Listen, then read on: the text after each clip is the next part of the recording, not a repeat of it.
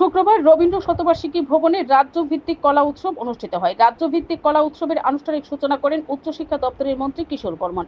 উদ্বোধনী অনুষ্ঠানে বক্তব্য রাখতে গিয়ে উচ্চশিক্ষামন্ত্রী রাজ্যের চিত্র ও কলা শিল্পের বিভিন্ন দিক তুলে ধরে এগুলোকে আরও সমৃদ্ধ করার উপর বিশেষ গুরুত্ব আরোপ করেন। তিনি বলেন, সঙ্গীত কলা আমাদের প্রতিটি শিল্পপ্রেমিক মানুষের মননে গ্রথিত হয়ে আছে, এর বিকাশ ঘটানোর উপর তিনি বিশেষ গুরুত্ব আরোপ করেন।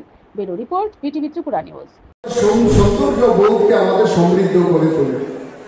বিভিন্ন গবেষণার মাধ্যমে প্রমাণিত হয়েছে যে শিল্পকলা আমাদের যে বর্তমানে যে মানসিক চাপ, বিভিন্ন কারণে আমাদের মনে যে উদ্বেগ আসে কিংবা বিভিন্ন কারণে যে হতাশা আসে, সেই মানসিক চাপ, উদ্বেগ এবং হতাশা দূর করতে কিন্তু আমাদের এই শিল্পকলা অত্যন্ত কার্যকর।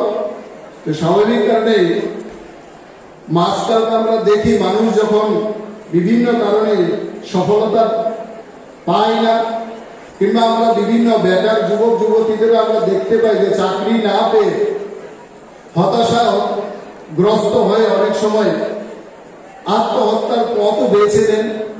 কিন্তু যারা শিল্পী, যারা সাহিত্যিক, যারা এই শিল্পকলার সাথে যুক্ত, তাদেরকে কিন্তু আমরা এই প্রবণতা থেকে অনেকটাই আমরা দূরে তাদেরকে থাকতে আমরা কিন্তু দেখি।